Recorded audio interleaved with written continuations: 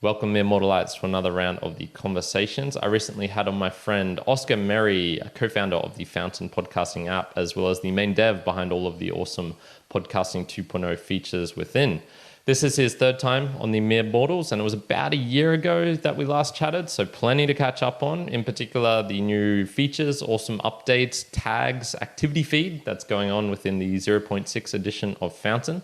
Also, his thoughts with regard to playing nicely within an ecosystem within the project of Podcasting 2.0, in particular comments, lightning comments, how this all fits into his thoughts with regards to his app.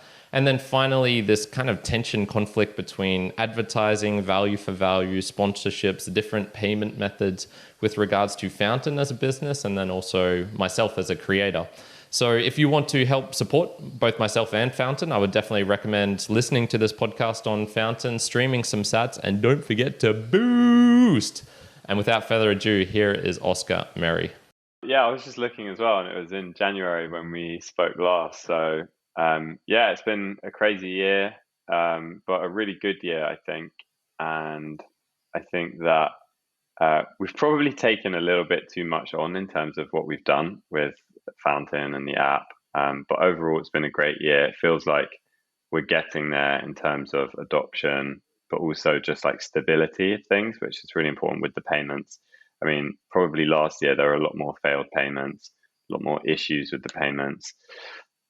So yeah, it's been a great year, and really excited for this year as well, especially now that, and I'm sure we can talk about this more, but now that we've got the Fiat on ramp in the app, so you can just buy Bitcoin and top up your wallet with a bank card or with Apple Pay, Google Pay. I think that's a huge barrier to entry to value for value that's been knocked down. I was definitely wanting to ask about that because I believe the last time we chatted, I was asking about that kind of financial aspect of that Fountain has now, where it was initially just the Bitcoin, and I think there was some legal stuff around that. But now that you've actually got this incoming fiat as well, I imagine the complexity of that just ramps it up to another level in terms of regulation and a lot of the BS that can come along with that. How's that?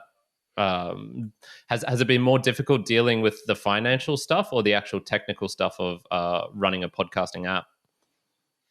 Yeah, that's the most difficult thing about what we're doing, is the balance between those two things. Because obviously, the really exciting thing about what we're doing and podcasting 2.0 and value for value is the payments and the social features that we're building around the payments. And so that's exciting. It's challenging. It's a lot of work to get right. But at the same time, if we don't deliver an amazing podcast app and a listening experience and everything around that, then all of that exciting new stuff doesn't really matter. So yeah, the balance between building out podcast listening features and improving the payments, adding new social features, doing those things that are kind of a layer above the actual listening experience.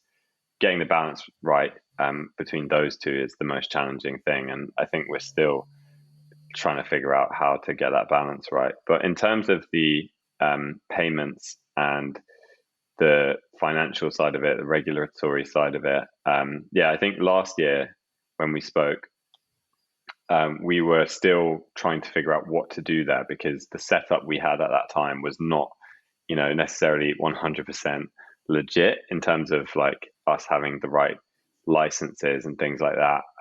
As part of the latest release, 0.6, we're now partnering with Zebedee, who are a regulated custodian. So now that we have that partnership in place, our payments infrastructure is fully regulated, and we have all of the necessary things in place. So that's a big kind of like weight off our minds. And that also includes the wallets as well, right? Because you used to have your wallets in one certain place and moved them onto, was it LN Pay that you moved them over onto? Yeah, exactly. So we started with LN Pay, and then we actually moved to our own node on LN Pay. So we were running everything ourselves. And then, yeah, most recently with the zero point 0.6 release, we've switched to a partnership with Zebedee, who are, massive company in the Lightning space and do a lot in gaming as well. Okay, cool. With that, finding that balance, what do you think of the actual time spent developing? And is it still just you developing at the moment, or have you actually got some other people to help out? Yeah, so we did have another developer like helping us out last year. He's actually just left now, so it's back to being just me. But yeah, it's still we've been a very small team, and yeah, it's been a lot to take on, but it's been a lot of fun. So still enjoying it, and yeah. And does the actual development time split 50-50 in terms of the Lightning payments and whatnot and the actual podcasting experience? Or is it one consumes more time, but it's also kind of easier in a way of like maybe less mental thoughts or spaces taken up? Yeah, it kind of depends what features we're working on. I think the the podcast listening um, development is actually more challenging because often the issues that we're debugging or trying to fix are specific to one device type. So, you're having a report from a user that the lock screen notification on Android is not working correctly, or the CarPlay integration, which we added last year, has an issue on the CarPlay screen, or can't connect to this particular device type. So then you have to figure out, okay, try and reproduce it. Can't reproduce it on our set of devices. So, maybe you have to go and go and buy a new device, or figure. So that stuff where you're dealing with a device specific issue or something niche around one of the native APIs like CarPlay, that's the stuff that kind of takes more time to investigate and reproduce and then fix the issue. Definitely, because I imagine then it's like the combination of the mobile device with the car as well. Maybe that adds some complexities as well. Yeah, exactly. Nice. What actual? So you've released 0.6 now, and I guess it goes 0.61, and then you'll go up to 0.7, probably pretty soon. What stuff has like been in the works? What have you most proud of in this latest release? Yeah, so zero point 0.6 was a massive release for us that we've been working on for, quite a few months. There's a few things that I'm really excited about. First off, just the having the payment infrastructure partnership with Zebedee just gives us a lot of certainty going forward, and we know that we can now grow and scale to, much higher usage than we have right now in terms of payment volume, which is really important because it's crazy the amount of transactions that we are sending because we're streaming payments every minute. And if you have podcasts that have, 5+ splits in the value block, of which there are a lot, the amount of transactions that we are actually producing on a daily basis it starts to ramp up very quickly. So I'm really pleased that we have that, stable infrastructure now on the payment side that can scale. The other thing is the Fiat on ramp. So, I mean, the thing that we heard so much of this past year in 2022 is, okay, this is great, it looks really cool, but for your average person, how do you get started with sats in your wallet? Oh yeah, that was How do we always still the most difficult thing when I was trying to explain it to listeners for this show. exactly? And so we tried to help that with our earnings feature, which was great because Yeah, people yeah. could earn some sats and then they could send their first boost for free essentially, and so that's been great and it's worked. But really, there's I think there's actually two moments of magic with boosting. The first is just sending your first boost, which it could be a low amount, it could be like 100 sats, and you're like, okay, cool, I get this now, it's cool. But I think there's another moment where you actually send a large boost to one of your favorite shows, and properly thank them for their content and stuff. And in order to facilitate that, we did need to fix the on ramp. And so now you can just top up your wallet in Fountain with a bank card, Apple Pay, Google Pay, and it's just so much easier. So that's really exciting. We've already seen loads of purchases in the app since we launched it, which is great.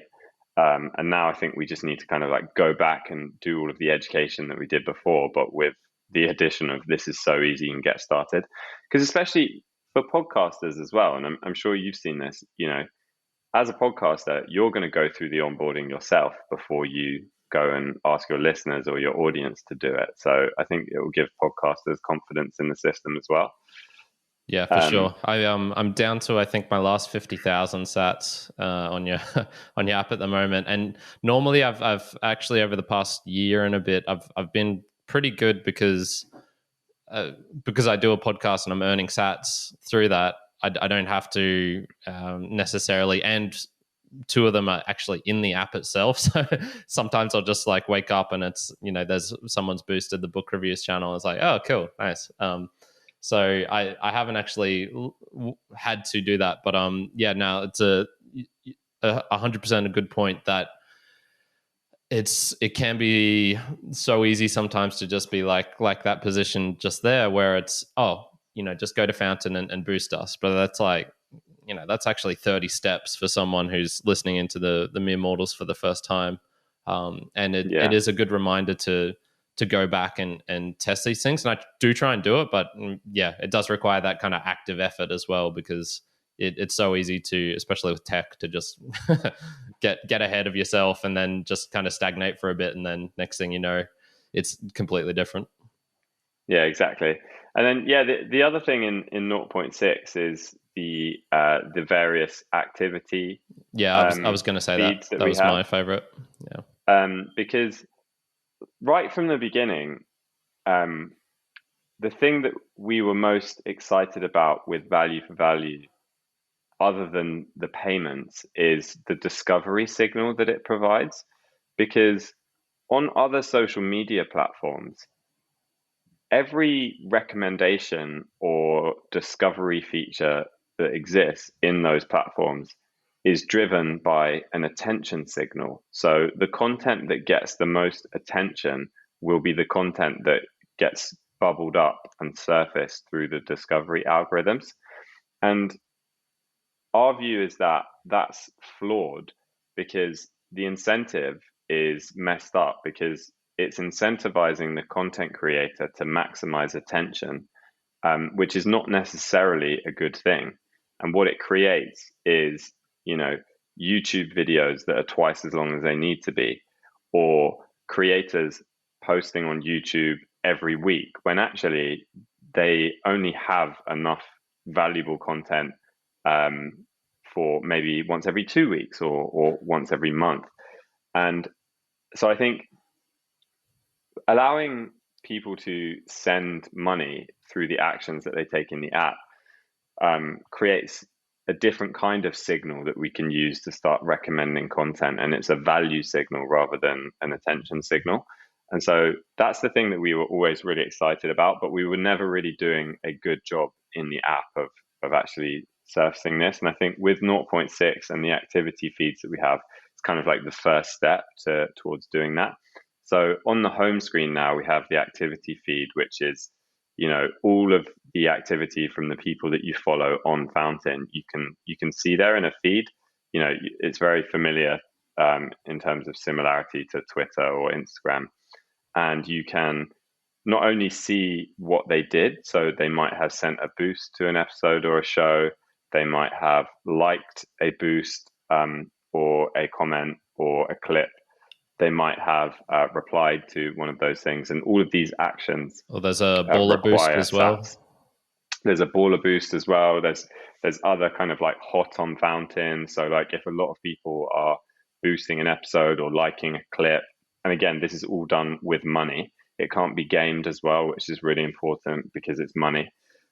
So yeah, we're really excited about these features and the home feed, and also the feeds that we have now on the show pages and the profiles. So you can go and look at a show and you can see all of the activity that's happening there. Who's liking what, who's clipping what, who's boosting where. So yeah, these features are kind of, they're all built on top of like a knowledge graph, and so they're it's kind of only the start with what we can kind of do with that, and we're really excited for the future because again, you know, I remember when we first spoke, probably a year and a half ago or something, I was telling you about how we added the clipping into Fountain because often for people that love podcasts, there's too much. You have too many episodes in your feed each day, and so clipping is a way for you to kind of discover and share the best moments from podcasts. And we think that the activity features and that value driven discovery is just another way to do this. It's going to help people discover great podcast content that they might not have otherwise been aware of. And I think this is really cool. Like, you shouldn't just listen to um, podcast content from the feeds that you're subscribed to. You know, there's probably amazing content out there from a podcast that you don't want to subscribe to. It's not something that you want to listen to every day or every week. But that doesn't mean that there's not an amazing content in there, whether it's at the episode level, at the clip level, you know, at the series level. And so, yeah, that's the activity features that we have are all about letting people discover that content. Yeah. So like just a couple of observations which you might enjoy just as an actual user of the app is exactly that. There's been a couple of times already where it's my friend Peter has, sent in 500,000 sats to a show. That's a very big signal, like, oh, there's something going on here, and he's willing to put, how much money that is, a couple $100, into a signal to show that, and so, like, of course I'd go and do that. The other is it's really gotten me thinking more about YouTube, and what I really like about YouTube, and what I always have is actually the comment section. I find that the comment section that they have just so rich in terms of details of what's worth looking at in a video, what even just pure humor and things like that. And this is actually a really interesting switch on, I suppose, the discovery on YouTube. They always have thumbnails and things that are plastered right on the front page, and check out this one. And as a creator, you do it, all these little tips and tricks. Make sure your text is highlighted out, put it in the top left corner, because if you put in the right, then the timestamp or the length of the video will cut it off, and all these sorts of things, which can be somewhat gamed as well. But this is, kind of flipping that on its head, and it's going, what if YouTube was actually posting comments right at the start on the kind of discovery page? How would I react to that, and would I go and watch a video because it had a really interesting comment on it, and that comment got tons of likes and other comments related to it, which kind of makes sense to me, because you see all these videos where it's simply people reacting to other things. So obviously, as humans, we really like to know what not only the person doing the thing is, but also how other people react to that. And so this is kind of, yeah, it's almost like flipping it on its head, and it's not just about the creators anymore, but also the how people are responding to that. And yeah, sure, that can be gamed a lot, and you'll see that with YouTube comments that are just copy and pasted from one to the next of a similar type. Why people do that, I'm not particularly sure what the benefit is, but yeah, there's that. I suppose the focus on how people are responding to it rather than just the actual video or the content itself. Yeah, I just found that pretty fascinating, just how I was reacting to it. Yeah, oh, that's great to hear. Yeah, and I have as well, even in the past couple of weeks where zero point 0.6 has been live, just, discovering an episode that I would never have listened to otherwise through, one of the boosts. And I think the other thing is um, the actions that drive discovery on platforms like YouTube, whether it be um, a view or listen time or comments or likes, um, they're quite linear, I'm not sure if that's the right word, but essentially they can't scale up. So if you are watching a video or liking a video or commenting on a video, you can only really do that once. You can only like the video once. You could watch the video again, but really, maybe you watch it 2 or 3 times or something, but then it's capped.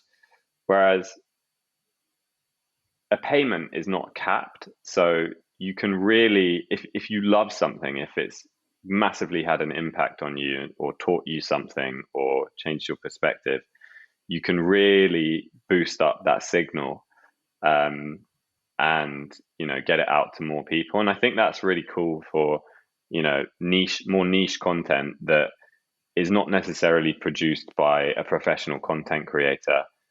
Maybe there's only one piece of it, but it can still be surfaced in the right way, even if it's just a few users or listeners that are actually looking at that piece of content. So I like that aspect as well, in that it's kind of, you can really boost up that signal in a way that's done through money as well, which is much harder to gain.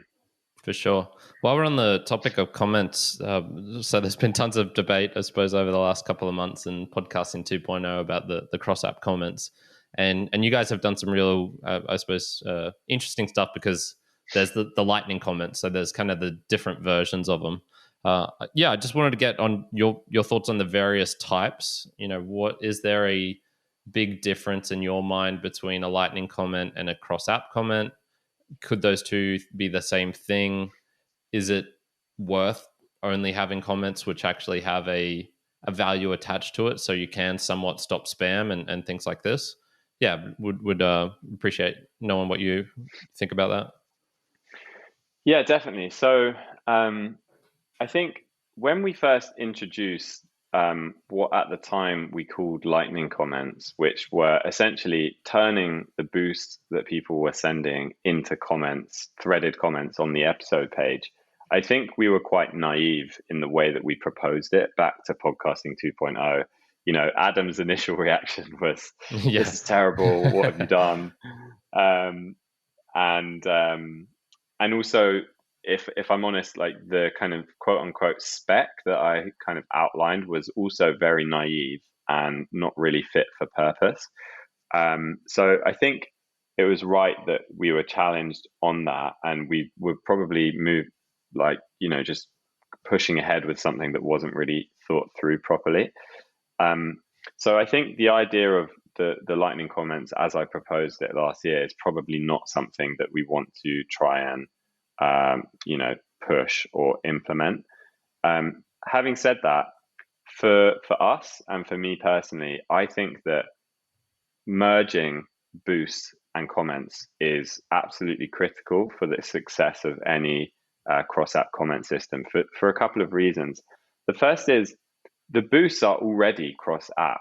You can send a boost if you're using the Fountain Podcaster wallet. You can receive boosts from any of the other apps, and we actually display them on the episode page, just like the boosts from Fountain.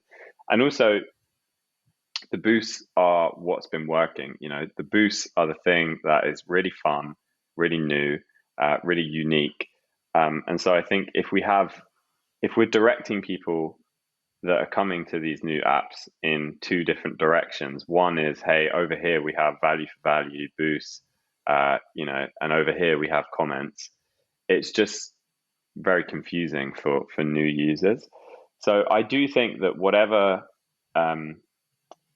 spec gets agreed upon within Podcast Index and Podcasting 2.0, we do need to have boosts merged into the cross-app comments.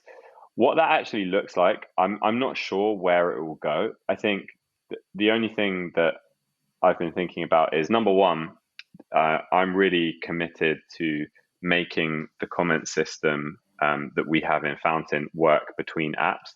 So as I said, we already accept boosts from other apps and we'll turn them into comments. Even if you're a podcaster not using the Fountain Podcaster wallet, all you have to do is give us a 1% split, and we will create those boost comments in the thread. So yeah, that's the first thing. I'm committed to making it work cross app, whatever it ends up looking like, because I think ultimately, we're competing against Spotify and Apple and Google Podcasts. And the one thing that we have that they can never do, they could add payments into their app in the same, they could add something that looks very similar to Boost into their app. And they could do that in the next couple of years. The one thing they won't do is add payments that work, between apps, or social features that work between apps. Yeah, You're not they're going to not have playing that a game. payment system that works between Spotify and Apple. So that is our advantage. And so, yeah, really committed to doing that and making that happen. In terms of what it looks like, I mean, I know there's the activity pub based spec. To be honest, I'm kind of just waiting to see what happens. I think that the other thing with this whole debate is I think we have to remember that this stuff is also new. If you look at value for value and lightning payments and boosts, that is still so new. And I think we need to just be a bit patient with this and, recognize, number one, how far we've come in the past, 2 years. Recognize that as we continue to take value for value and boost into the mainstream, there's still so much more work to do there. And I think that rushing into a cross-app comments, solution that doesn't think about how those things come together, yeah, we don't want to rush it. So I think it will eventually get there. I think, in my view, the most important thing is that boosts are integrated into whatever it looks like. But yeah, I think we just got to be patient because it's complicated. It's complicated stuff, basically. Yeah, definitely. Yeah, it's definitely the cross app section was the critical piece for me. If any of this is only on Fountain or only anywhere else, like I'm already turned off to the max. I'm not interested. And it I feel bad about this one because when I first joined podcasting 2.0, I was really excited about just the prospect of cross app comments. I thought that was the coolest thing out. And then, even though there is kind of a way that you can do it, and I could have implemented it on especially the value for value show because I had that on Casterpod and it was doable. My problem was I actually just don't enjoy commenting per se that much, and I did actually only really appreciate it more with the support aspect. If I'm just sending a comment, I don't even really do that on YouTube, even though I consume a whole lot of things on YouTube. I don't actually comment that much there. Yeah, Whereas, I've never left a comment on YouTube yeah, either. yeah, and But I would, there's especially there's some stuff on YouTube that if I could support, yeah, and this is the thing, I can do that, but it involves me leaving YouTube, signing up to Patreon, get all that friction. I want to be able to do it straight after I've watched the video and then just, send. yeah, and they try and do that with super chats. I personally just haven't. Yeah, I don't think I've had a creator who I know appreciate who uses the super chat feature, which is kind of equivalent to what we're talking about with maybe a live boost and things like that. So yeah, I'm kind of on the fence as to my personal opinions because I feel guilty about really getting excited and then not actually using it myself. Whereas something like Boostergrams, because I use it so much, I kind of feel I have a better insight and more relevant things to say on that. Yeah.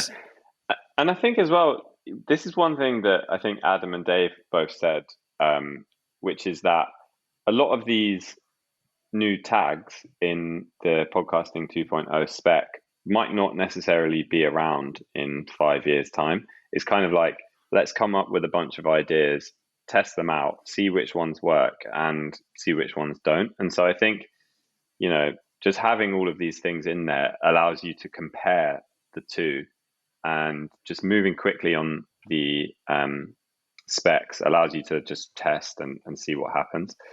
But yeah, I do think it will get there because I think it is the one of the coolest features, being able to communicate between apps, especially in podcasting where there are so many apps. So yeah, but like you, I think without the support element, it's just not as fun. It's not as valuable, and it's just, yeah, we've got to get the support element into the cross app comments. Yeah, I was trolling through the GitHub today or yesterday for some reason, probably preparation for this, and I kind of just had a look through all the phases and all the different tags, and yeah, there's some of them there which I remember vaguely hearing about, but also I've completely forgot them already. They're just so either irrelevant to me, being not on the hosting side, or just having not able to access this because I'm somewhat limited by the host that I'm using. I don't manually edit my RSS feed for any of the shows that I have. So yeah, it's definitely that kind of, yeah, a lot of them are gonna to fall down and fail and whatnot.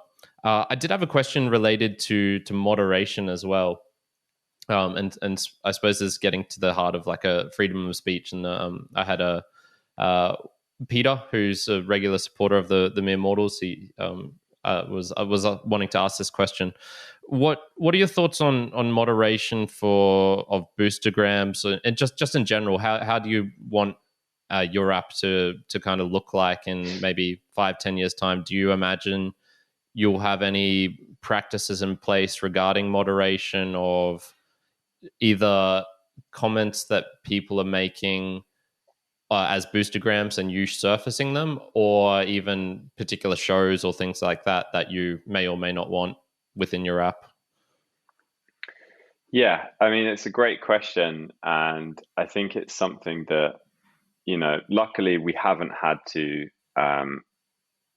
address too much up until this point, because we haven't had any incidents of, anything, any, hate speech or, incitement to violence or anything like that. Yeah. I think there's a few things. I think, yeah, the first is, we need to properly sit down and think about this and come up with, a policy, because we can't be judging things on a case by case basis. It needs to be backed up by some kind of policy. And I think we will need to have that, because, yeah, there's certain categories of speech that, it's not okay to have on our platform, which is hate speech, incitement to violence, that kind of thing. And in this regard, are you talking more about a podcaster saying things, or more of a boostergram that you're surfacing?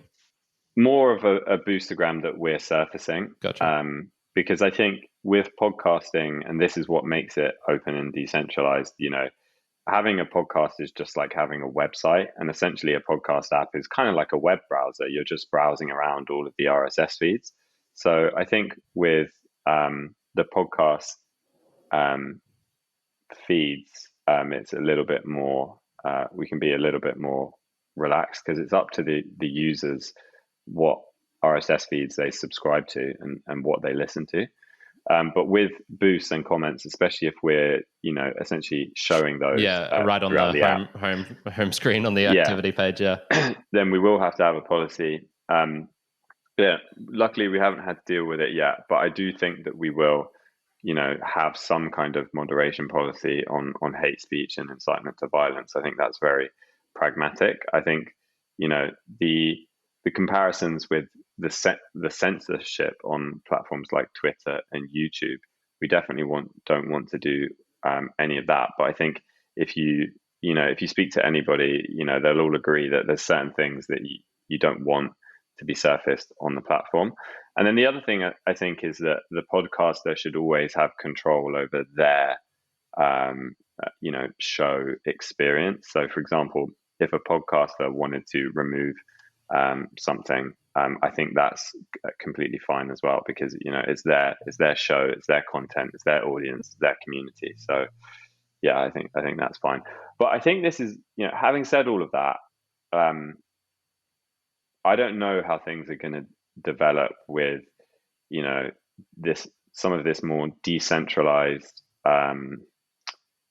tech infrastructure that might make it that comments can't be deleted, or comments are replicated in a way that Fountain has no control over it. So I think this issue of moderation, and essentially user protection, is such a complex one, and it's something that as we grow, it's going to be more of an issue, and we're going to have to deal with it. It's a difficult one, really. But I think that the whole internet is dealing with this question, and it's a moral question. It's very challenging. Yeah, there's a couple of things I like to frame this as. One is, I heard it the other day of a good analogy for like decentralization. You can have, the ultimate centralization is kind of a black hole, the singular point in the universe where everything gets sucked in. And then the other extreme of that would be, the heat death, where there's just vast spaces between individual atoms, and neither of those are particularly desirable if you're looking in like the grand scale of human beings in the universe. So every time things get too centralized, and you see things like Twitter, there's a push and a pullback, and it is this kind of like floating area where it's better to be pushing more one way at one time. And then even just while you're speaking, then the thought in my head was, it is nice to have the control on my end. So maybe it could be one of those things, much like in Australia here, we have organ donations, and the general default is ticked, I believe. I should have actually checked this before I say this. I believe it's ticked to you donate your organs if you get in a car accident or whatnot, and then if you don't want to, then you have to like uncheck the box or do it. I really hope it's that way. If it's not, whereas that's in the UK, I think it's the other way around. Okay, Again, well, that's not probably the same here. Sure, but I think there's a lot of campaigns to switch it. Yeah.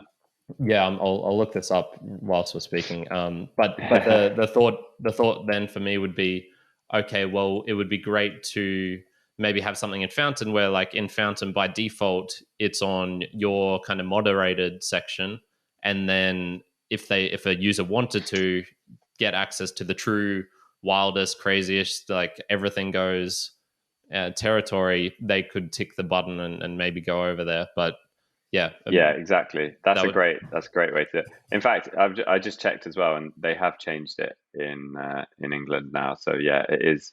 All adults in England are now considered to have agreed to be an organ donor when they die, unless they've recorded a decision not to donate. Yeah. So I can see that for England. I'm just trying to find it for Australia. I'll have to just chuck that in right at the end, or I'll put it actually even easier. I'll put it up on the screen as people are listening, so they can see, and that way I won't have to spend 5 minutes here trying to find out. What are your thoughts actually in terms of other developer activity and how other people are responding to comments, or even just general items in podcasting 2.0, other apps on the hosting side? Are there things you think or wish other people? I won't ask that question. Are there things that you are learning from other people and wanting to implement into Fountain? Yeah, I think the big one is the live item, which is incredible. For anyone that doesn't know, that's the ability for a podcaster to record an episode live and have people listen live, but also boost live, and then have that live episode then be turned into a regular episode after the fact. So I think the live item is really cool. I think it's been working incredibly well on some of the other apps, and it's definitely something that we want to add to Fountain soon. Hopefully we'll get it done at some point in the next few months, because I think the boosts, they work in a completely different way, I think, in a live stream, but they're, in a way, they have more of an impact because you can actually influence the content as it's happening, as opposed to often the way the boosts influence the content is in the next episode.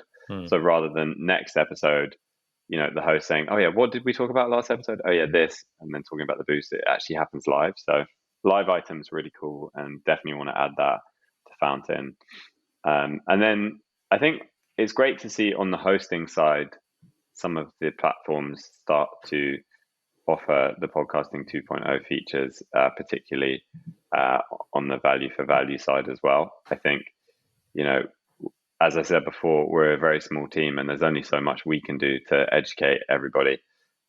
It's great if the podcast hosts can go out to their existing shows and say, hey, like, here's how it all works, like, here's how you can get set up, and also give them the tools to manage their feed, and add all the tags they needed. As you were saying, it can be quite difficult sometimes. So yeah, I think on the app side, live item, and on the hosting side, it's just good to get support for these tags, because I think there's like 11,000 value for value podcasts right now.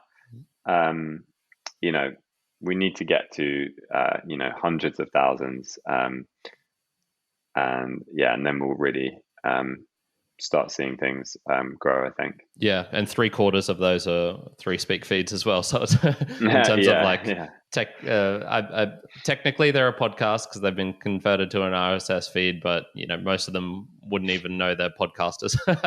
So and it's compounding as well, because the more shows that are value enabled, the more likely there is to be kind of this audience crossover, where I think a great way that we've seen work for onboarding podcasters to value for value is their audience telling them about it, because their audience are already listening to another show that has it enabled. So it's kind of like podcaster to audience to the other podcast that they listen to their audience, and it kind of goes up and down like that. So yeah, I think that'll be good. Yeah, there's some other things that just kind of need to happen, and you could really see how this would just snowball. So I've started doing these conversations again, and I kind of had a fairly big break, and then I'm kicking them off because one's going to have a baby in April, so I'm definitely going to be congrats. doing congrats for him. Means I'm going to have less wine time for me, unfortunately. So the podcast will definitely have to have a bit more of a Kyrin focus for at least the starting period. And I would love to have the ability to put a split in, but there's just even with Casterpod, I don't think I can do that. And there's so many things with Casterpod which it just straight up wouldn't work with the file sizes and the amount, like the largeness of the mere mortals, for example. It wouldn't be able to handle that feed. So it would be awesome to have just a simple thing on Buzzsprout, for example, which is where this one's hosted at the moment. I get a guest in from another podcast, or which kind of happens. I tend to do that a fair bit. Like if I'm interested in handstands, and there's the handstand cast, and I'll get those people on. It would be great to just go like, hey, give me a lightning feed or an address or something like that, and I'll just add you in. I can't do that at the moment, so that's another kind of like little missed opportunity, because I mean, who's going to say no to free money, especially really good money in Bitcoin? Yeah, exactly. And I think this is the cool thing about using Lightning as the payments infrastructure, is that I think everything will become centered around the Lightning address. So all you'll have to say is, hey, give me your Lightning address and I'll add you to the splits. And there's an issue right now in that Lightning addresses, they don't support key send, which is what we actually use to make the payments. So you can't do that right now. You can't say, hey, Kyrin, give me your Lightning address and I'll add you to the splits. Although both Fountain and Albi support like an experimental Lightning address key send lookup, and some of the hosts have added this. So for example, RSS Blue have added a lookup where you can just, from the feed editor, you can type in a Fountain username or an Albi Lightning address or a Fountain Lightning address, and just add to the split straight away. So I think once that gets officially added to the Lightning address spec and the podcasting 2.0 spec as well, it will just make all of this much easier, because you won't need to explain anything to somebody that you're trying to onboard. All you'll say is, hey, you need a Lightning address. You can get one. You can either use your fountain, or you can get one from Albi, or you can get one from Zebedee, or you can get one from whoever you want to, and then everything will just work. So I think once we get that, it will help a lot as well. Yeah. How many podcasters do you actually have using the Fountain wallet / connecting their podcast to there? Yeah, we have about 500 Okay. that are using our wallet, and I think Two of them the are mine. thing, I think the thing that we provide that's valuable is not really the receiving of payments, because there's a lot of other options that do that. I think the thing that we provide that's valuable is just the integration with the audience. So, for example, if you want to add a Fountain user to the splits, you can just search for them in Fountain. But you don't even have to know their username, so you can just add Fountain. You can add your audience to the splits directly from the app. Obviously, we've got analytics, so like top supporters, top episodes over time, and then also just the ability to, if you're looking at the splits, because often the audience will look at the splits, rather than just seeing a node pub key with a name, you'll see the Fountain username and you can just click through. So what that means is your audience can follow you on Fountain as well, and just it's another way to connect. Yeah, that was very helpful for me when two things happened simultaneously. This computer crashed and I lost access actually to my to my own RSS feed. And the beautiful thing was I'd click the lock tag, so I couldn't even like get that RSS feed, like ingest it into another host, because those hosts would they'd have they'd follow the lock tag. And I was also producing the last episode of the Value for Value, which had, I can't remember how many splits I put in that, 26 or something like that. Yeah. And I had to manually go back and redo all of them for every episode. So yeah, having that functionality to be able to just go, okay, like, at Macintosh or at Sir Spencer or something like that, definitely saved me at least a fair chunk of time when I was doing all that. Do you? I suppose in the future you would hope that functionality would become redundant, because most people would start putting it in the feeds, as in the host options like RSS Blue would take over, and you wouldn't need to do that, I suppose. Yeah, exactly. We think that the hosts will, kind of take over that role a little bit. Having said that, I do think there's a place for us to potentially have a split, so that we can, create the boosts as comments from multiple apps, and also, adding, maybe somebody just wants to have it all go to Fountain anyway. So I think for me, the ideal way that this works is in the way that RSS Blue have done it. So you add a value block into your feed through your hosting platform UI, and then when you're adding splits, you have a choice of providers to essentially add Lightning addresses. So that's the cool thing as well, because then the hosting company doesn't have to get involved with the payments side of things. All they need to do is manage the actual value block XML. And then you can just say, okay, what Lightning addresses do you want in the show splits, in the episode splits? Because again, having a Lightning address is like having an email address. So it doesn't make sense to say, oh, you can only add a Gmail. You can only send an email to a Gmail account from Gmail. It needs to be any Lightning address. So I think the way I'd like to see hosts implement this is add your value block, add your splits by just typing in a Lightning address. And it could be a Fountain Lightning address, could be an Albi Lightning address, could be, I expect a bunch more of them to come along. And yeah, that's the way I see it working ideally. And I think RSS Blue does this already really well. Yeah. I suppose this gets onto the topic of value for value a fair bit, which you've been really great in promoting, and I always see like on your Twitter you're hammering that home, which is really awesome. Do you still imagine that in the future the way it'll kind of work is I'll be in Fountain, I'll send a boost, and it'll kind of be like you will take whatever percent it is. I believe at the moment it is 4%, and then 1% going to the podcast index, and Um, then the other splits, like that 100% that I have in my feed, kind of gets made into that 95. Is that how it works at the moment? yeah, so I'll explain how the fees work on Fountain because there are a few different moving parts. So we have two types of fees. We have listener fees for anyone supporting on Fountain, and then we have podcaster fees for anyone using our podcaster wallet. So for the listener fees, we add those on top so that we don't mess up the numerology of the boost.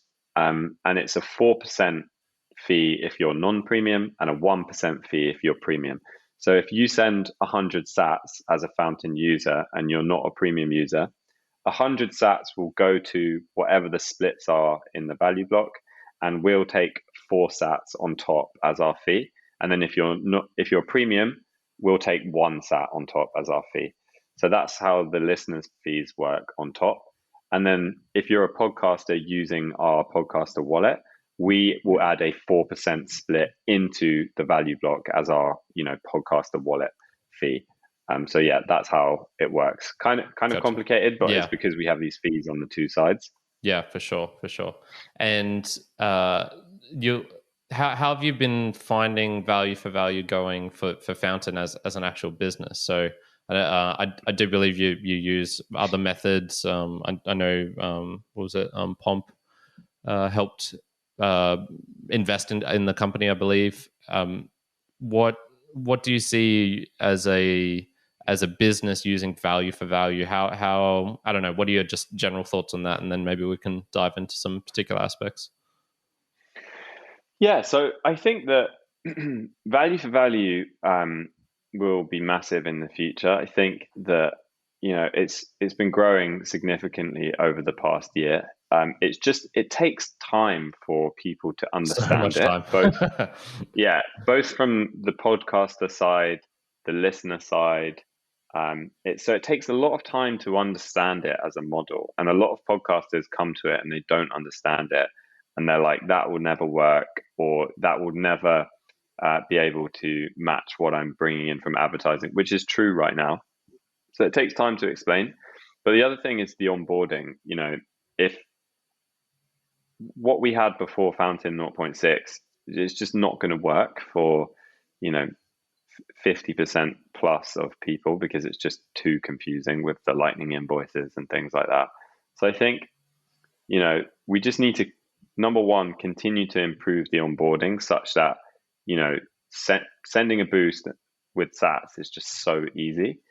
And then I think it will just take time for value to grow. I think the most important thing is case studies of podcasters that are actually making significant amounts, and we do have some shows that are making significant amounts. Again, it's still not as high compared to advertising, but I do believe it will get to a point where podcasters will have a sustainable business model through a combination of value for value and selectively chosen sponsors. I think that can get to kind of like 50-50. So I do think it works as a model. It's just going to take time, and I think the social aspect of it is really important too. If you see that on your show, on your favorite show, a lot of podcasters will read like the top boosts. If the top boosts are consistently 100,000 sats, then if you really care about that show, you're going to send a 100,000 sat boost. And so it's just about kind of nudging users into sending more, essentially. So yeah, I think it works. I think it's going to take it's going to take a bit of time to really take it mainstream and make that onboarding really easy for both podcasters and listeners. Mm. What about for Fountain itself? So how do you envision? So like I'm just the revenue streams I know of at the moment for you are I could there's some people with a subscription, just helping out development via Google Pay. I do remember trying that a couple of times, and it just never worked for me. So I've just been content with, I suppose, sending in, the splits that way. Obviously taking that premium section for people wanting to reduce the amount that I guess is sent to you, but they're doing it via that. There's the kind of satvertising. I suppose that's where I, as a podcaster, will send in $100. Let's just say, or at least it used to be. It's been a while since I've done this. You take 20, and then that remaining 80 is converted to sats, and then that's given to the podcast listeners who are listening to the show, and that'll appear on the front page or the I'm not sure which. Yeah, still on the front page, right at the top. Do you see that? All of those are a value for value. Do you see that becoming a predominant, primary, only source of revenue for Fountain? What are your thoughts as like a business? What's it like trying to do value for value? Yeah, so I think I wouldn't classify the first revenue stream of the premium subscription as value for value. Okay. I think that's just traditional premium subscription, which offers additional product benefits. I suppose so. Yeah. So like, sign up to Fountain Premium and you get reduced transaction fees, you get the option to remove ads and promotions, and you get more advanced clipping features. I think that is going to be probably the most significant revenue stream in the future. If you think about Spotify and how annoying the free version is, in the sense that you can't skip the ads, you can't shuffle, I think it is, and you basically have a whole bunch, like your features are significantly limited. That pushes a lot of people to sign up to premium. And I think Spotify have around a 40% conversion rate of premium users, essentially. On Fountain, only about 4% of our users subscribe to premium. So I think, number one, as our users grow, the number of users supporting via the premium subscription will grow. But also, I think we'll be able to push up that percentage of premium users by, number one, offering better benefits to the premium users, but also, adding in some things that are a bit annoying for the non-premium users. So that's, I think, going to be a significant portion of Fountain's revenue. And then I actually think the transaction fees on the actual value for value payments from listeners to podcasters won't be that significant. I think it will trend downwards, because with the Lightning Network, there's so many, anyone can compete. There's no like walled garden with the payments. So, I think the percentage that we'll be able to take will trend down. And then I think on the ads, I think that will be the other significant revenue stream for us, because I think the ads, they're working really well for especially small podcasters. Just to stop you there, when you say ads, what exactly do you mean by ads? Because I believe I remember seeing right at the start that you would have maybe companies advertising. Is that correct? And then there's also me being able to advertise my show as in getting it on the front page for either just the straight show or a particular episode. So is that what you mean by ads, as in me as a podcaster sending that to you, or perhaps external companies like insert whatever, probably crypto related, because it's a kind of intersection of crypto and podcasting. Yeah, so it's definitely both. So yeah, the way Fountain promotions work is either a podcaster or an advertiser can pay listeners on Fountain to listen to their content. So this could be an episode from a podcaster, or a clip from a podcaster, but it could also just be an ad from a brand advertiser. And yeah, I mean, we think that essentially by cutting out some of the steps in the normal advertising funnel. For example, if you were advertising your podcast on Instagram or Facebook or something like that, you'd be paying for the impression on that platform, the click on that platform, the click on whatever link that you were sending that person to. So it might be your podcast website, for example. Then the actual click from the podcast website into the podcast app, and then like the actual playing of the episode and the listening to the episode. The way fountain promotions work is that the impressions are free and you're just paying when people choose to actually listen to that ad. So we can, the theory here is that we can deliver much better results in terms of cost per listen. And we're already seeing this. We're seeing cost per listens as low as 1 cent per listen, which is, really good if you compare that to other advertising. So this is very much with like a V1 of the ad platform. So yeah, we think that's going to be quite a big revenue stream in the future. Yeah, I suppose this is where I'm getting conflicted because and my thoughts still need to evolve on this, so don't take this as gospel. But it's definitely so I personally tried the satvertising, I guess you'd call it. So that's where I promoted 2 of my shows on Fountain. One was the Value for Value, and I think I did that as the whole show, perhaps. And then one of the book reviews where I did a book review on the Bitcoin standard, and so kind of made sense to do it there. I definitely felt better about that than my experimentation that Juan and I did with, I think it was Instagram or Facebook once. And I think the reason for that was there was kind of a twofold thing. One was what I was sending in was actually going direct, a lot of it was going directly to the people. So it kind of had that peer-to-peer feel where it was like, if I was out every day in real life and I wanted to talk about my podcast, I'm giving it to someone, but it's also, I can stop, I suppose. Like if I see their face is like they're not having a bar of it, that's cool. Like I'll stop. It doesn't kind of have that almost coercive effect where it's like I'm pushing it in your face type of deal. When they listen, they're actually receiving a benefit from that, so they can make up their own mind. If they're listening just for the sats and they actually hate listening to what my show, that's a conscious choice they're making, I guess.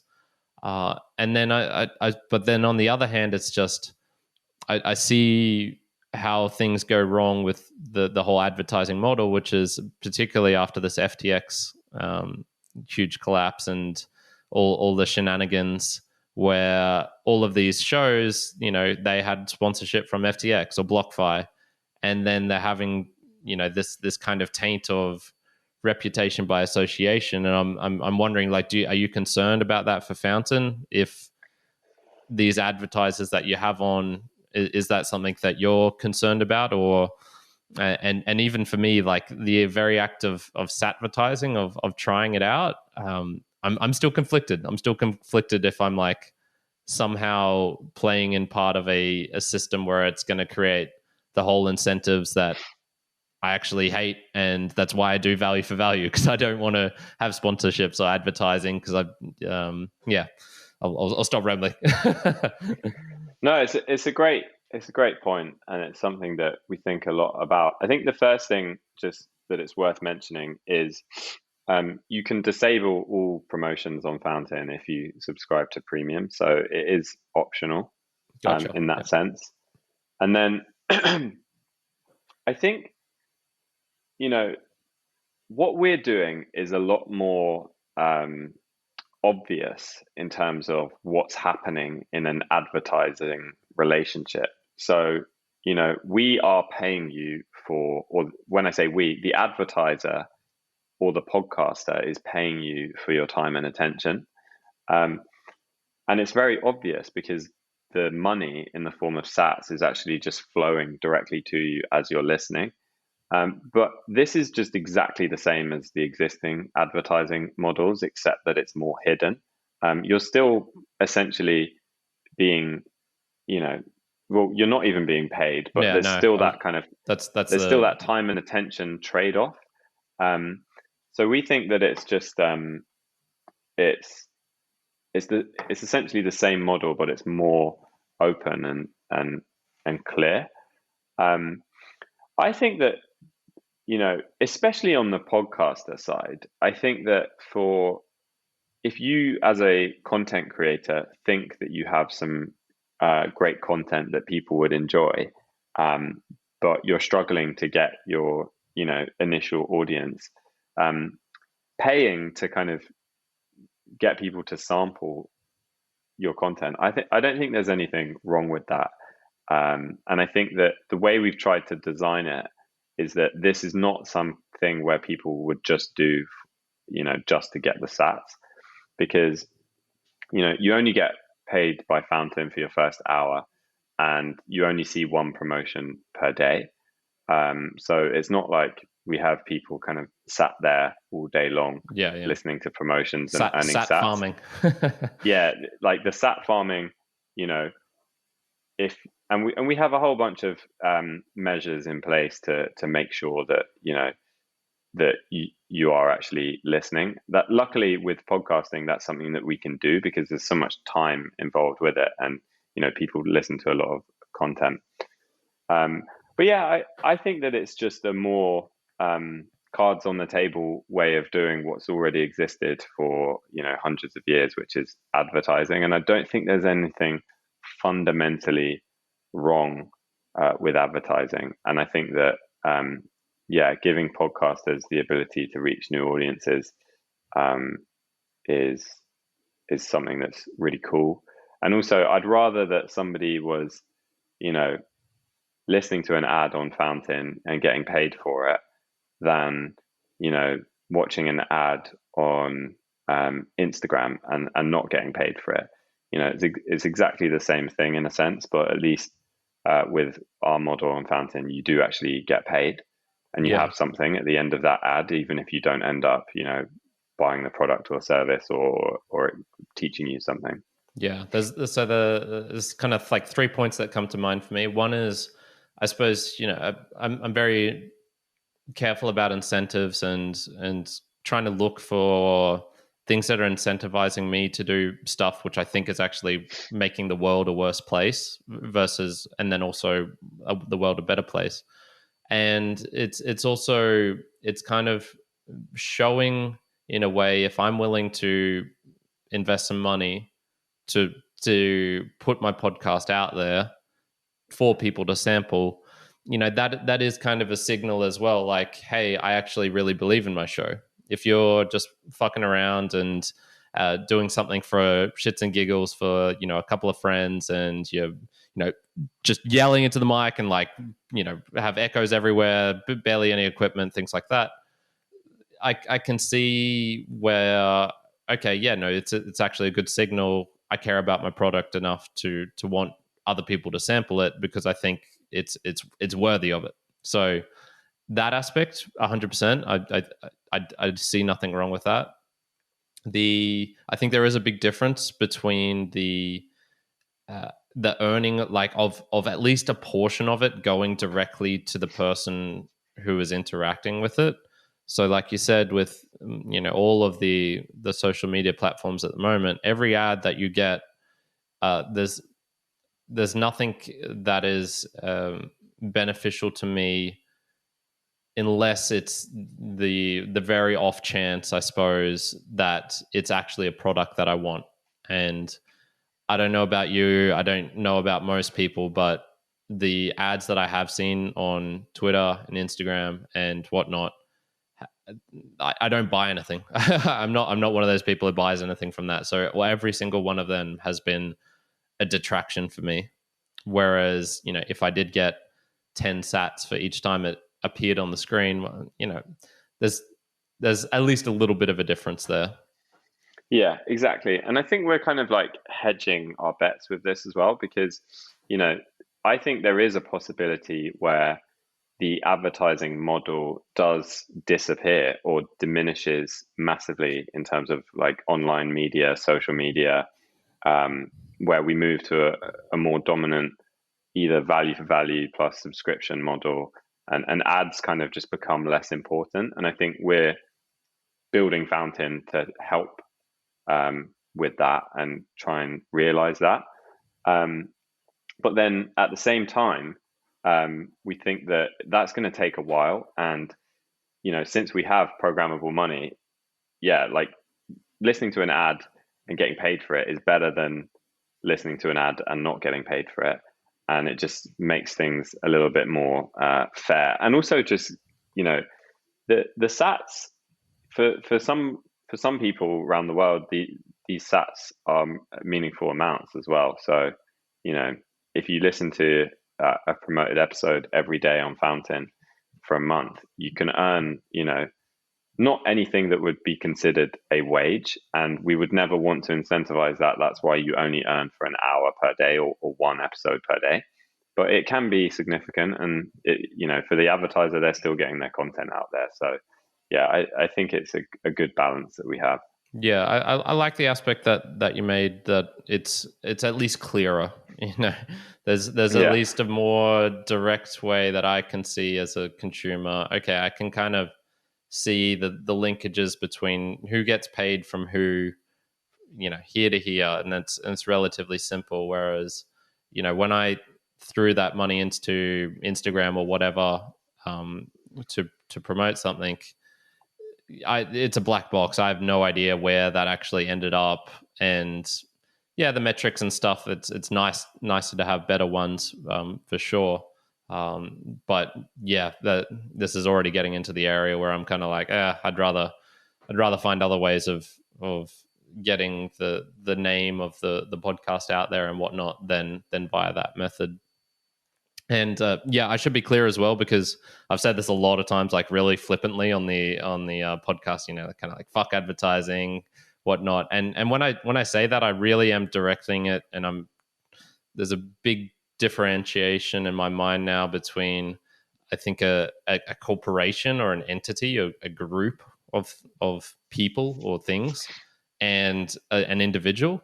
When it gets to that individual level, and it's me, or perhaps me and Juan and a friend, it's the advertising and sponsorship seems to really create the worst results.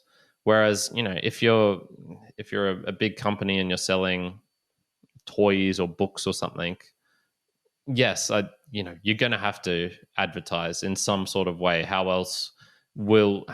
But maybe I'm naive here, and the whole world could come to a value for value thing. But whatever the case, it would take a long time till any of that to happen. So it's definitely one of those ones where I'm trying to think about it more deeply, and I suppose get more into the underlying philosophy of kind of like coercion of like what actually is money, what are incentives, and what are good human behaviors, I suppose. Yeah, definitely. And I think the incentives piece is so important. And again, it comes back to what we were talking about at the start, which is driving everything through an attention signal versus a value signal. Obviously, on a platform like YouTube or Instagram, the incentives are so messed up, because the more attention the platform can capture, the more ads that they can sell, and the more money that they can make. So it's this vicious circle of, driving you more and more into just sucking you into this platform. Whereas on Fountain, we're not trying to suck you in and, maximize the time that you spend on the app. We're trying to maximize the flow of value in the app. And so I think the incentives are much better aligned in that sense. And I think that feeds into the promotions as well, because, it's not about the amount of ads you see, it's about how much the content creator is willing to pay you to see that content, and it's kind of a bit of a marketplace there. Yeah, for sure. The last question I actually had for you was related to, I suppose, some more Bitcoin related areas and the privacy and whatnot. What's your thoughts on KYC?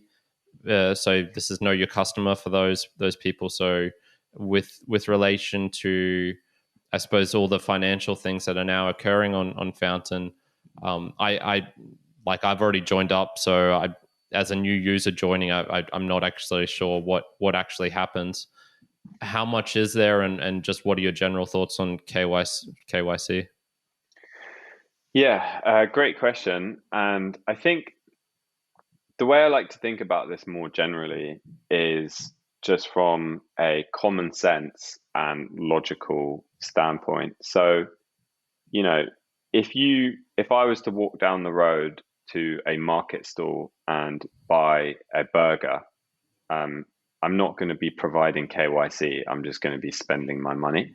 Um, Whereas if I'm going to make some kind of large bank transfer, then I am going to have a KYC and send that. So I think that's the way it works today in the traditional finance system. And I think the easiest thing for us to do is push for just an exact replication of that.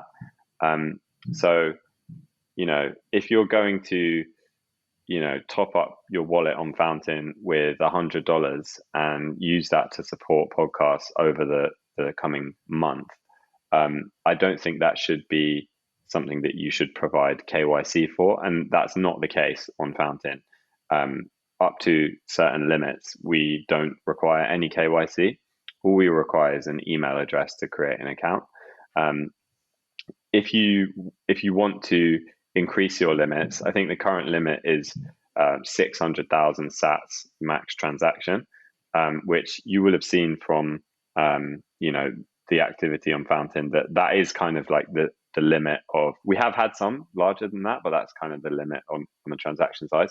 After that, through our partnership with Zebedee, you have to link your account and go through a KYC verification if you want to increase your limits. So that's where we're at right now. It's not ideal because I would prefer to have no KYC ever, but I think it's a good middle ground for us right now. I also think that because it's custodial, then that's why you need that, those limits. But adding a non-custodial option into Fountain, which we plan to do at some point, will kind of negate the need for that. So the way I see it working in the future is you sign up for Fountain as a brand new user. There's no mention of KYC. You don't have to do any KYC. You just create your account, top up your wallet with Apple Pay or Google Pay, and start supporting podcasts. Then, if you want to start sending serious amounts of money, or as a podcaster, start receiving serious amounts of money, you will have a choice whether to, number one, go through the KYC on the custodial side, or number two, maybe pay a one-off fee to get set up with a non-custodial setup that does everything for you. So I think that's my view on the way that we should do things, which is all just based on the common sense of normal transactions in day-to-day life. As Fountain becomes, I suppose, more mainstream, and I'm guessing that's kind of what you're hoping, and it's not just a tiny pet project for forever. I imagine these decisions are going to have to come in more and more of, people, regulators will want you to do X, advertisers will want you to do Y. I imagine those sort of pressures will build up and build up. Do you personally have any, I don't know, like hard limits, or like how would you know? I suppose my question is getting at, you wouldn't want to become the next Twitter or the next Instagram or Facebook. How do you view that process of trying to become more mainstream but not lose, I suppose, what it is that drove you to create Fountain? Because if there was a perfect product out there already, I'm guessing you wouldn't have done it. Yeah, I think that we just have to make sure that we're constantly evaluating the incentives that we have in the app and in the product, and make sure that they are aligned with the type of future product that we want to have. And that's constantly changing. So, for example, even this conversation is a great way to sense check everything, you know, go over the thinking again and double check things. But I think as long as we have principles around the incentives in the product, then we should be okay. So, for example, one principle that I've already talked about is to not use an attention signal in any of our discovery, features in the product. And I just have a really strong belief that if we stick to that and use the value signal over the attention signal, then we will never fall into the trap that these other social media companies have fallen into, which is kind of, chasing more attention. And by chasing attention, what you're essentially doing is stealing time from your users that they could have been doing something else more valuable. So that's like one of the big principles that I think if we stick to, it will protect us from a lot of the more negative effects that we've seen in the other social platforms. And then the other thing is just making sure that the way we make money is also aligned with user value as opposed to something else. So, for example, I do think the premium subscription will be the biggest source of revenue for Fountain in the future. And obviously, that's just clear cut. If it's a good product and the premium features are worth it, you pay for it. If not, you don't pay for it. So, I think the incentives there are really well aligned. Obviously, we need to do a much better job of, delivering on those features, making the app better, and positioning it. So yeah, I think with those two things together, we'll be in a good place. And then also, I think the other thing is going back to podcasting 2.0 as well. We're not building Fountain as a walled garden or kind of on our own here. We're part of the bigger podcasting 2.0 community, and I expect that community to kind of, keep us honest and keep us in check. And like I said before, the only way we're going to compete against Spotify and Apple is if we work together to create this kind of more open podcasting experience. And so that is also on our side as well, because we won't have an incentive to lock users in to Fountain or, keep everything within Fountain, because we're actively trying to do the opposite so that we can compete against Apple and Spotify. So yeah, that's what I kind of tell myself in terms of how we're going to avoid that situation. But it's something that we just have to keep thinking about and keep assessing, because it will change as the product changes, really. Yeah, that sounds good, man. It's that's kind of how I try and live my life in many ways. It's I didn't have time to properly digest all of the things which were happening when I tried advertising on Facebook or Instagram, whichever one it was. But I could kind of feel like something was a bit off about it, and I just went, yeah, like I don't want to do that again. And I think so much of life is about that kind of reevaluating, introspection, trying to continually, I suppose, move forward and find that right path and not get caught in the trap of money or attention or fame or women or power or sex or, insert whatever, vice, I suppose, that occurs. Thanks so much, man. Thanks so much for coming on. It's been really awesome chatting with you again. Did you have any questions for me or anything that you wanted to discuss or wanted to get into? No, I don't think so. It was great to catch up again, Kyrin, and thanks so much for having me on, and thanks for being such a supporter and advocate of Fountain and Value for Value more generally. I still think your Value for Value podcast was so amazing, and I still point people there. The last episode we finished off on that point, and I was telling you like I'm about to get the season 2 running, so I do have at least a solid kind of thought of what I want to do for season 3. I'll probably do it in my winter because I'm actually just really enjoying being outdoors at the moment, and that's chewing up so much of my time. Just enjoying life in that aspect. But yeah, I was definitely thinking of doing essentially like a presentation of kind of the value for value and how this kind of mixes between podcasting 2.0 and the other forms of monetary support that you can get as a creator. And with Bitcoin, I suppose, like this kind of like blending between them. So I was thinking of doing kind of like a real big one-off kind of slideshow presentation type thing, and then using like I suppose like an individual episode for each portion of the actual slideshow, and being able to get into things deeper on that one particular aspect of, what is the how is the comparison between Bitcoin, i.e. peer-to-peer payment network, how is that very similar to podcasting where it is peer-to-peer RSS feed to consumer, with perhaps that small like intermediary of a podcast app if necessary, or if you want to, or you can just directly go to the RSS feed and you can get the audio just like that if you want. So yeah, that's I do intend to do that again. And please, if your summertime comes around and you're not seeing any episodes come out, please whip me into shape. But yeah, nice. Yeah, we'll do. It's definitely on my mind and I do want to restart that back up.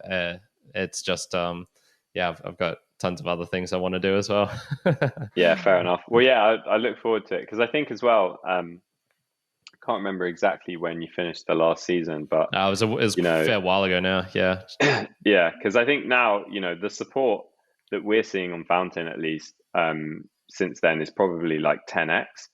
So, and also I think what's driven that is obviously in part the app improving and the onboarding improving, but the other thing is just the podcasters that are being successful have figured out things like the ask, or things like how to integrate the boost into the show content, or stuff like that. So I think that kind of analysis and showcase that you did last time would be really interesting to see that kind of thing again, and how it's changed. Yeah, because I think that is the difference, is how you use the content. Definitely. Awesome, man. Thanks so much. I wish all the success for Fountain now and in the future. And yeah, we'll have to catch up again, hopefully in less than a year's time, and see what else is going on, see what else has changed. Amazing. Well, yeah, thanks again for having me on, Kyrin. Appreciate it.